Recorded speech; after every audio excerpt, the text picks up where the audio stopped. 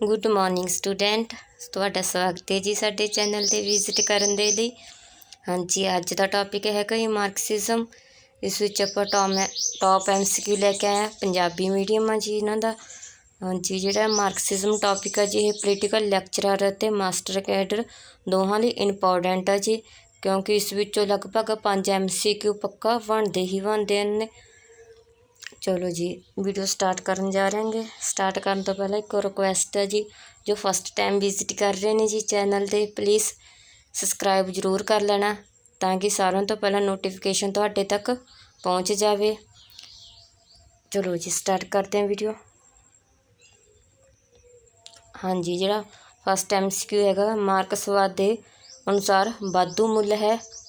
Option है जी पूंजीपति का व्यक्तिगत लाभ, मजदूर का व्यक्तिगत लाभ, वाधू मुल मजदूरों द्वारा प्राप्त मजदूरी अते पैदा किए गए मुलों का अंतर है, या फिर उपरोक्त सारे। सही आंसर बनूगा जी इत्थे ऑप्शन नंबर सी। वाधू मुल का सिद्धांत किवें, जिवें एक मजदूर हैगा कोई पेंसिल तैयार करदा गा, उन्होंने 5 रुपए की वेचते हैं, 5 रुपए उत्ते लागत मुल आउंदी आ, पर जो मालक आ उन्होंने 10 रुपए की वेच दिंदा गा। जिहड़ा 5 रुपए प्रॉफिट है मालक अपने कोल रख लैंदा गा, इसनूं वाधू मुल का सिद्धांत कहंदे ने। नैक्सट है जी, एक देश विच समाजवाद का नारा दिता सी। हाँ जी, किसने दिता सी एक देश विच समाजवाद का नारा? ऑप्शन ने जी मार्कस, लैनिन, स्टालिन या फिर एंजल्स। सही ऑप्शन बनूंगी जी option number C. Important MCQ है जी। ਜਿਹੜਾ ਮਾਰਕਸਵਾਦ ਵਿਚਾਰਧਾਰਾ ਜੀ ਇਹਦੇ ਵਿੱਚ ਇਹ ਚਾਰੇ ਥਿੰਕਰ ਆਉਂਦੇ ਹਨ। ਮਾਰਕਸ ਵੀ ਆਉਂਦਾ, ਲੈਨਿਨ ਵੀ ਹੁੰਦਾ, ਸਟਾਲਿਨ ਵੀ ਹੁੰਦਾ ਅਤੇ ਐਂਜਲਸ ਵੀ ਹੁੰਦਾ। ਇਸ ਤੋਂ ਇਲਾਵਾ ਇੱਕ ਚਾਈਨਾ ਦਾ ਮਾਓ ਜ਼ੇਡੋਂਗ, ਉਹ ਵੀ ਮਾਰਕਸਵਾਦੀ ਧਾਰਾ ਵਿੱਚ ਆ ਜਾਂਦਾ ਜੀ। ਨੈਕਸਟ MCQ ਹੈਗਾ ਜੀ, ਕਿਸ ਨੂੰ ਮਾਰਕਸਵਾਦ ਦਾ ਪੋਪ ਕਿਹਾ ਜਾਂਦਾ ਹੈ? ਆਪਸ਼ਨ ਨੇ ਜੀ ਕੋਟਸਕੀ, ਟਰਾਟਸਕੀ, ਲੈਨਿਨ ਜਾਂ ਫਿਰ ਮਾਓ। मार्क्सवाद का पाप कहा जाता जी ऑप्शन नंबर सी लैनिन नूं। नैक्सट मार्क्सवाद के द्वंदात्मक भौतिकवाद का अर्थ है। हाँ जी, जिहड़ा मार्क्स का द्वंदात्मक भौतिकवाद सी इहदा अर्थ की निकलदा जी? इतिहास अध्यात्मिक शक्तियां की रचना है, इतिहास भौतिक विरोधी भौतिक ताकतां के परिणाम स्वरूप रचिया गया है, या फिर इतिहास धर्म अते भौतिक शक्ति की रचना है, इतिहास भौतिकवादी ताकतां की रचना है। सही ऑप्शन बनूगी जी इत्थे अपने लवे ऑप्शन नंबर बी। जिहड़ा द्वंद्व भौतिकवाद है जी ये भौतिक ताकतां दे जिहड़ा विरोध का परिणाम स्वरूप पैदा होया। नैक्सट मार्क्स का द्वंदात्मक सिद्धांत लिया गया है। हाँ जी, अपने दसना जो द्वंदात्मक सिद्धांत है मार्क्स ने किस तो लिया सी? ऑप्शन ने जी हीगल, ब्रैंडले, ग्रीन या फिर अरस्तु। सही ऑप्शन बनूगी जी इत्थे अपने लवे ऑप्शन नंबर ए हीगल तो।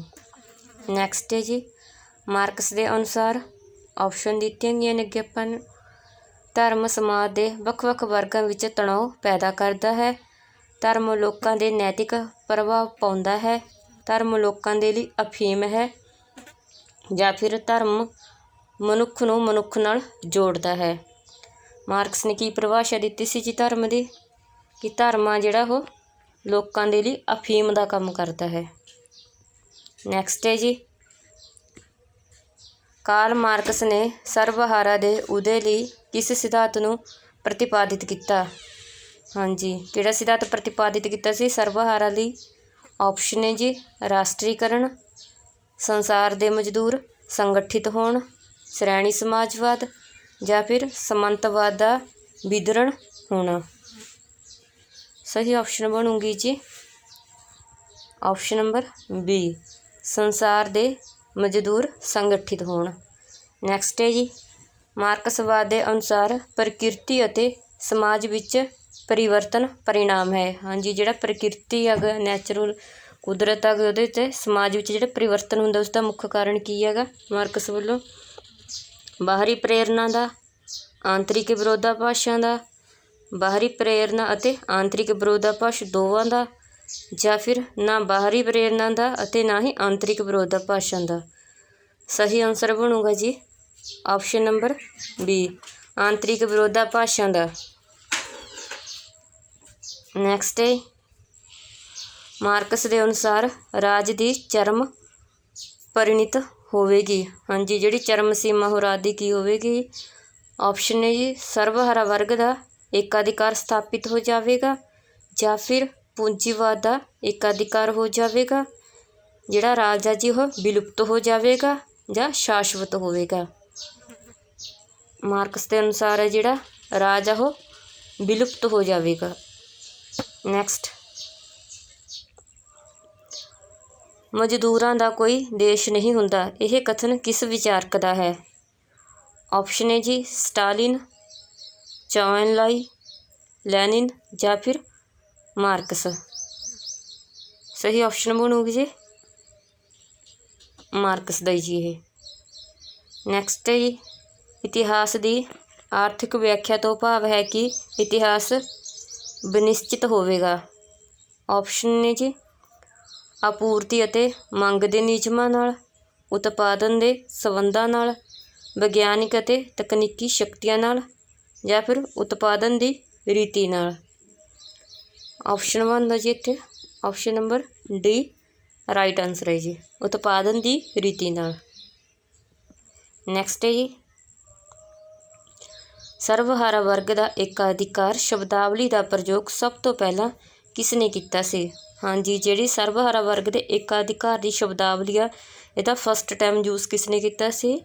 ਆਪਸ਼ਨ ਨੇ ਜੀ Mao Tse Tung, Karl Marx, Lenin ਜਾਂ ਫਿਰ ਬਰਨਸਟੀਨ। ਸਹੀ ਆਪਸ਼ਨ ਹੈ ਜੀ option number B Karl Marx. Next ਹੈ ਜੀ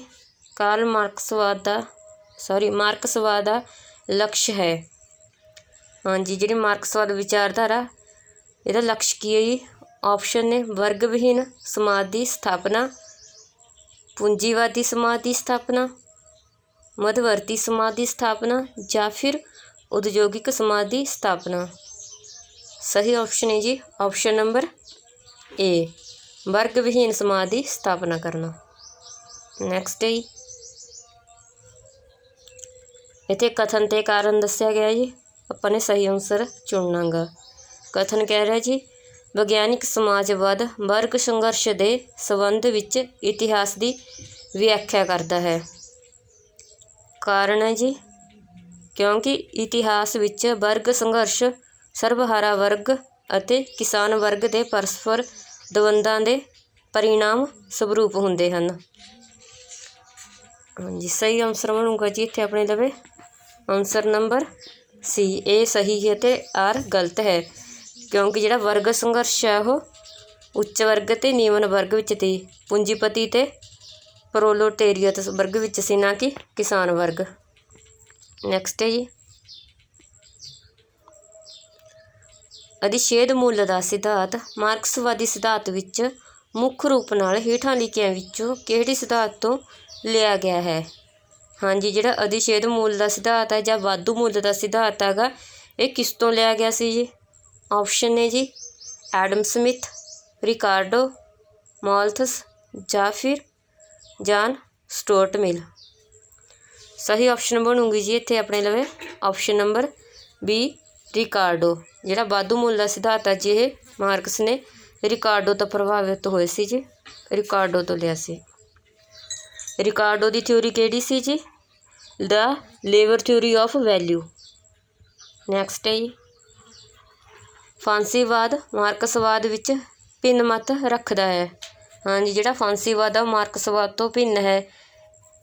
ਆਪਸ਼ਨ ਹੈ ਜੀ ਸਰਵਾਧਿਕਾਰਵਾਦੀ ਸਰਕਾਰ ਦੇ ਵਿਸ਼ੇ ਵਿੱਚ, ਆਪਸ਼ਨ ਨੰਬਰ ਬੀ ਲੋਕਤੰਤਰਿਕ ਕਾਰਜ ਪ੍ਰਣਾਲੀ ਦੇ ਵਿਸ਼ੇ ਵਿੱਚ, ਸਰਵਜਨਿਕ ਜੀਵਨ ਦੇ ਹਿੰਸਾ ਦੇ ਵਿਸ਼ੇ ਵਿੱਚ, ਜਾਂ ਫਿਰ ਵਰਗ ਯੁੱਧ ਦੇ ਵਿਸ਼ੇ ਵਿੱਚ। ਆਪਸ਼ਨ ਹੈ ਜੀ ਆਪਸ਼ਨ ਨੰਬਰ ਡੀ ਵਰਗ ਯੁੱਧ ਦੇ ਵਿਸ਼ੇ ਵਿੱਚ ਇਹਨਾਂ ਵਿੱਚ ਭਿੰਨਤਾ ਪਾਈ ਜਾਂਦੀ ਹੈ। ਨੈਕਸਟ ਹੈ ਪਹਿਲੀ ਵਿਗਿਆਨਿਕ ਸਮਾਜਵਾਦੀ ਵਿਚਾਰਕ ਸਨ। ਹਾਂਜੀ, ਜਿਹੜਾ ਪਹਿਲਾ ਵਿਗਿਆਨਿਕ ਸਮਾਜਵਾਦੀ ਕਿਹਾ ਗਿਆ ਉਹ ਕਿਸ ਨੂੰ ਕਿਹਾ ਗਿਆ ਜੀ? ਆਪਸ਼ਨ ਨੇ ਪ੍ਰੂਦੋ, ਓਵਨ, ਮਾਰਕਸ ਜਾਂ ਫਿਰ ਲੈਨਿਨ। ਸਹੀ ਆਪਸ਼ਨ ਬਣੂਗੀ ਜੀ ਆਪਸ਼ਨ ਨੰਬਰ ਸੀ ਮਾਰਕਸ। ਇੰਪੋਰਟੈਂਟ ਹੈ ਜੀ, ਇਹ ਵੀ MCQ ਨੋਟ ਕਰ ਲੈਣਾ। ਨੈਕਸਟ, ਹੇਠ ਲਿਖਿਆਂ ਵਿੱਚੋਂ ਕਿਸ ਪੁਸਤਕ ਦੀ ਰਚਨਾ ਮਾਰਕਸ ਨੇ ਕੀਤੀ ਹੈ? ਹਾਂਜੀ, ਇਹ ਕੁਛ ਪੁਸਤਕਾਂ ਦੇ ਨਾਮ ਲਿਖੇ ਗਏ ਨੇ ਜੀ, ਇਹਨਾਂ ਵਿੱਚ ਆਪਾਂ ਨੇ ਦੱਸਣਾ ਵੀ ਮਾਰਕਸ ਦੀ ਕਿਹੜੀ ਸੀ। ਆਪਸ਼ਨ ਹੈ ਜੀ ਪੋਵਰਟੀ ਆਫ ਫਿਲੋਸਫੀ ਜਾਂ ਫਿਰ ਫਿਲੋਸਫੀ ਆਫ ਪੋਵਰਟੀ। ਅਗਲੀ ਹੈਗੀ ਜੀ ਕੈਪੀਟਲਿਜ਼ਮ, ਸੋਸ਼ਲਿਜ਼ਮ ਐਂਡ ਡੈਮੋਕ੍ਰੇਸੀ ਜਾਂ ਫਿਰ ਰੀਜਨ ਐਂਡ ਰੈਵੋਲੂਸ਼ਨ। ਇਹਨਾਂ 'ਚੋਂ ਸਹੀ ਆਪਸ਼ਨ ਹੈਗੇ ਜੀ option number A poverty of philosophy Marx ਦੀ ਹੈ ਜੀ। ਨੈਕਸਟ ਹੈ ਜੀ ਇਹ ਵੀ ਕਥਨ ਤੇ ਕਾਰਨ ਹੈ ਜੀ। ਚਲੋ ਜੀ ਦੇਖਦੇ ਇਹਨੂੰ ਵੀ। 19ਵੀਂ ਸਦੀ ਵਿੱਚ ਯੂਰਪ ਦੇ ਰਾਜਨੀਤਿਕ ਸਿਧਾਂਤਾਂ ਵਿੱਚ ਵਿਅਕਤੀ ਦੇ ਅਸੀਮ ਨਿੱਜੀ ਸੰਪੱਤੀ ਸੰਚਿਤ ਕਰਨ ਦੇ ਅਧਿਕਾਰ ਨੂੰ ਚੁਣੌਤੀ ਦਿੱਤੀ ਗਈ ਹੈ। ਹਾਂਜੀ, ਇਹਦਾ ਕਾਰਨ ਇਹਨੂੰ ਚੁਣੌਤੀ ਕਿਉਂ ਦਿੱਤੀ ਗਈ ਹੈ? ਇੱਥੇ ਆਪਾਂ ਕਿਉਂਕਿ ਲਗਾ ਕੇ ਦੇਖ ਲੈਂਦੇ ਹੁੰਦੇ ਜੀ ਜਿਹੜੇ ਇਹ ਨੇ, ਤਾਂ ਕਿ ਥੋੜ੍ਹਾ ਜਿਹਾ ਈਜ਼ੀ ਹੋ ਜਾਂਦਾ ਗਾ।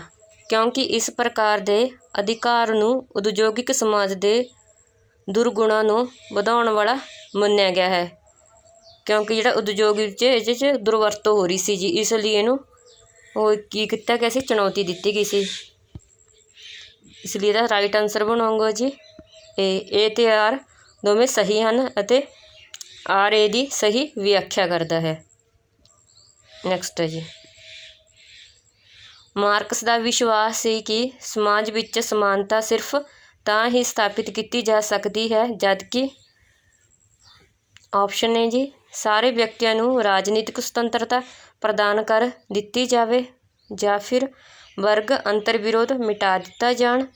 ਆਪਸ਼ਨ ਨੰਬਰ ਸੀ ਹੈਗਾ ਜੀ ਕਾਨੂੰਨ ਦਾ ਸ਼ਾਸਨ ਸਥਾਪਿਤ ਕਰ ਦਿੱਤਾ ਜਾਵੇ। ਆਪਸ਼ਨ ਨੰਬਰ ਡੀ ਸ਼ਕਤੀ ਪ੍ਰਤੱਖੀਕਰਨ ਨੂੰ ਵਿਵਹਾਰ ਵਿੱਚ ਲਿਆਇਆ ਜਾਵੇ। ਸਹੀ ਆਪਸ਼ਨ ਬਣ ਗਈ ਜੀ ਆਪਸ਼ਨ ਨੰਬਰ ਵੀ ਵਰਗ ਅੰਤਰ ਵਿਰੋਧ ਮਿਟਾ ਦਿੱਤੇ ਜਾਣ। ਨੈਕਸਟ, ਮਾਰਕਸ ਦੀ ਕਿਸ ਰਚਨਾ ਨੂੰ ਮਜ਼ਦੂਰਾਂ ਦਾ ਗ੍ਰੰਥ ਕਿਹਾ ਜਾਂਦਾ ਹੈ?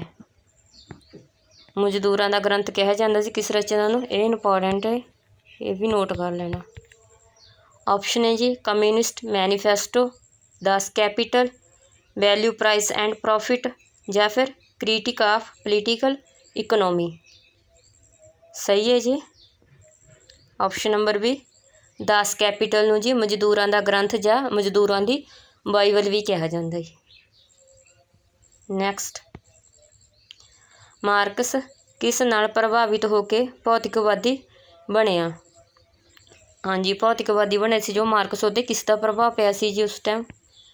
ਆਪਸ਼ਨ ਨੇ ਫੇਅਰਬੈਕਸ, ਹੀਗਲ, ਗ੍ਰੀਨ ਜਾਂ ਫਿਰ ਮਿਲ। ਸਹੀ ਆਪਸ਼ਨ ਬਣਦੀ ਜੀ ਆਪਣੇ ਲਵੇ ਆਪਸ਼ਨ ਨੰਬਰ ਏ ਫੇਅਰਬੈਕਸ। ਨੈਕਸਟ ਜੀ ਮਾਰਕਸ ਨੇ ਆਪਣੀ ਕਿਸ ਪੁਸਤਕ ਵਿੱਚ ਸਾਮਵਾਦੀ ਦਰਸ਼ਨ ਦਾ ਵਿਵੇਚਨ ਕੀਤਾ ਹੈ?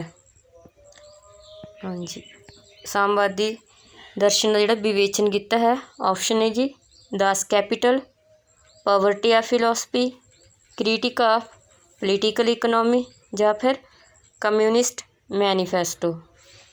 ਸਹੀ ਆਪਸ਼ਨ ਹੈ ਜੀ option number D communist manifesto.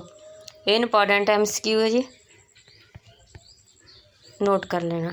Next, anti during ਕਿਸ ਦੀ ਕ੍ਰਿਤੀ ਹੈ? ਹਾਂਜੀ, ਇਹ ਵੀ ਬੁੱਕ ਆ ਗਈ, ਇਹ ਦੱਸਣਾ ਵੀ ਕਿਸ ਦੀ ਬੁੱਕ ਆ ਗਈ। ਆਪਸ਼ਨ ਨੇ ਜੀ ਮਾਰਕਸ, ਲੈਨਿਨ, ਸਟਾਲਿਨ ਜਾਂ ਫਿਰ ਐਂਜਲ। ਸਹੀ ਆਪਸ਼ਨ ਹੈ ਜੀ ਇਹ ਐਂਜਲ ਦੀ ਬੁੱਕ ਹੈ ਜੀ ਐਂਟੀ ਡਿਊਰਿੰਗ। ਨੈਕਸਟ ਹੈ ਜੀ ਮਾਰਕਸ ਨੇ ਮਾਨਵ ਜਾਤੀ ਦੇ ਇਤਿਹਾਸਿਕ ਵਿਕਾਸ ਨੂੰ ਕਿੰਨੇ ਭਾਗਾਂ ਵਿੱਚ ਵਿਭਕਤ ਕੀਤਾ? ਹਾਂਜੀ, ਕਿੰਨੇ ਭਾਗਾਂ ਵਿੱਚ ਵੰਡਿਆ ਸੀ? ਆਪਸ਼ਨ ਨੇ ਜੀ 2, 4 6 ਜਾਂ ਫਿਰ 8। ਮਾਰਕਸ ਨੇ ਜਿਹੜਾ ਮਾਨਵ ਜਾਤੀ ਦਾ ਇਤਿਹਾਸਕ ਵਿਕਾਸ ਆ ਜੀ ਇਹਨੂੰ ਆਪਸ਼ਨ ਨੰਬਰ ਸੀ 6 ਭਾਗਾਂ ਵਿੱਚ ਵੰਡਿਆ ਸੀ। ਇਹ ਵੀ ਇੰਪੋਰਟੈਂਟ ਹੈ। ਚਲੋ ਜੀ ਨੈਕਸਟ। ਅੱਜ ਲਈ ਇੰਨੀ MCQ ਸੀ। ਧੰਨਵਾਦ ਜੀ। ਪਲੀਜ਼ ਜਾਂਦੇ ਵੀਡੀਓ ਨੂੰ ਲਾਈਕ ਜ਼ਰੂਰ ਕਰਕੇ ਜਾਣਾ। ਥੈਂਕ ਯੂ ਜੀ।